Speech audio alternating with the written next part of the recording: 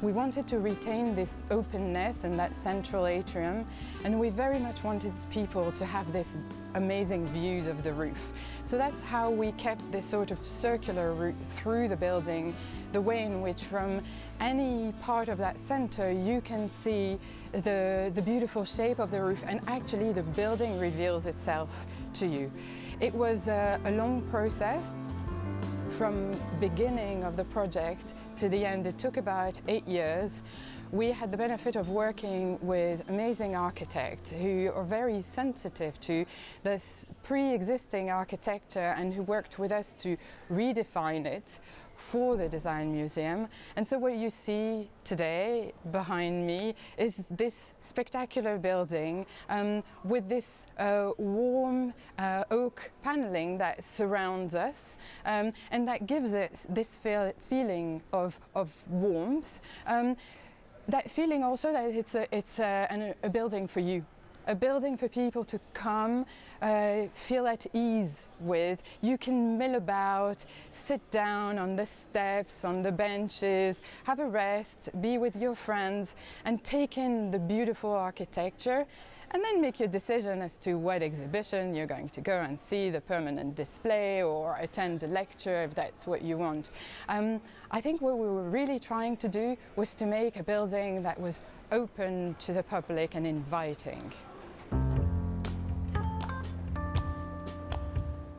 We were very much taking this reinvention of the building and of the museum as a design project. So we were very focused on our user. Who is this for?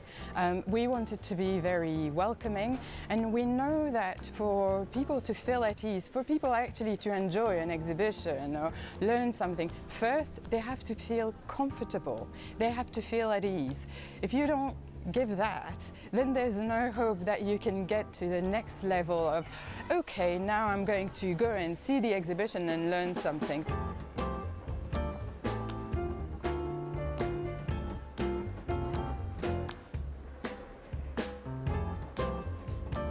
We try and tell the story of design to those who don't really know what design is, just to make the point that it's not a specialist subject, because design is everywhere around you. It's the teacup that you have your tea in the morning, it's the telephone that you use and you can't live without today, it's the cars, it's the buildings you're in. All of this is design, so we're presenting that story. And then we have gallery spaces where we go into more specific subjects. And we look at the visions of the home, actually looking at visions from the past and what the past tells us about the day in which we live today and how technology has completely revolutionized the way in which we live. We have in our homes smart objects that listen to us all the time. We give away a lot of our privacy. We live completely mediated by screens. Actually, all of this, designers of the 50s and 60s imagined. So where do we go from now? From now, where spaces in our home seems to be shrinking and shrinking, what's the new challenges? Where we are is a museum of contemporary design. We talk about what design does and is, but really how relevant it is to our lives today and how it's going to shape our future. The buildings that we build create our cities, and these are the cities that we experience. So if we build efficient building, then we're going to live a better life.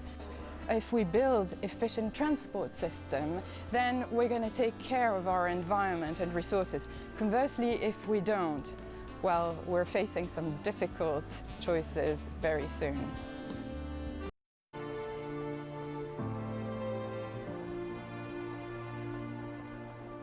For me, what John does is he works incredibly hard to let the architecture blend in, and you don't even notice all the quality, the research, the focus that has gone into creating the environment. But bit by bit, you notice those magical moments.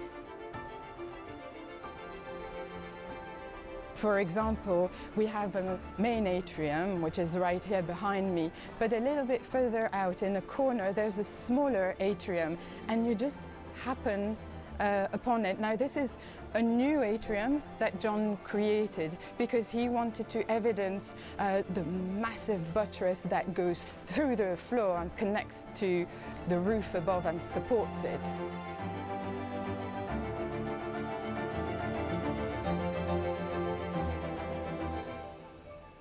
It's like you move in a little city and you happen upon a piazza.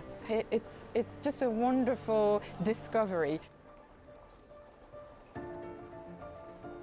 The use of light under the balustrades that really, guides visitor around the building. This is a concrete building. It's a pretty harsh structure. So bringing wood into that building softens that harshness of the concrete.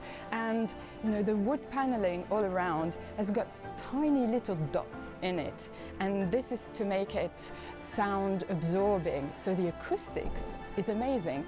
That means that we've had concerts in this building, we've had performances, and the sound is just amazing.